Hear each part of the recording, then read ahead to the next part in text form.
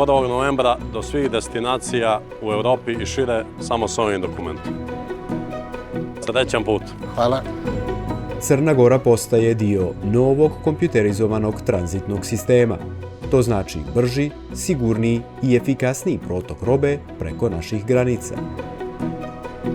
NCTS znači da omogućava elektronsku razmjenu informacija između carinskih uprava i privrede, ubrzava procedure, smanjuje troška, a istovremeno jača mehanizme kontrole i zaštite od zloupotreba.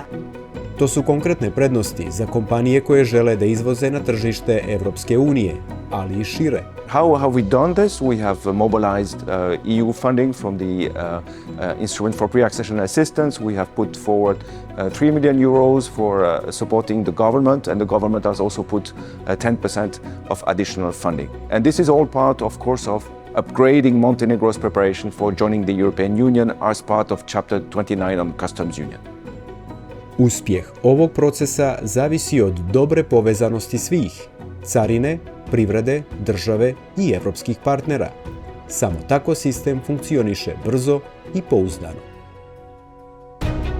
Na evropskom putu Crne Gore Uprava carina daje važan doprinos. Aktivno se mijenja proces rada, digitalizuju se procesi i stvaraju se uslovi za modernu kontrolu i omogućavanje brzog protoka roba. Danas kamionu treba oko 12 sati od Luke Bar do Beograda.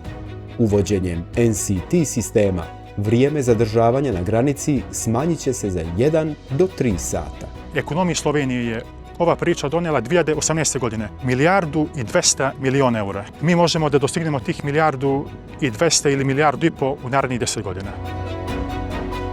Podrška Evropske unije omogućava Crnoj Gori da bude bolje povezana i bliža evropskim standardima. We will continue to do that. There is a new project. We want to also help Montenegro to upgrade to the new IT systems on export and import controls. And this will help Montenegro to be fully ready when it joins the European Union, hopefully in a not too distant future.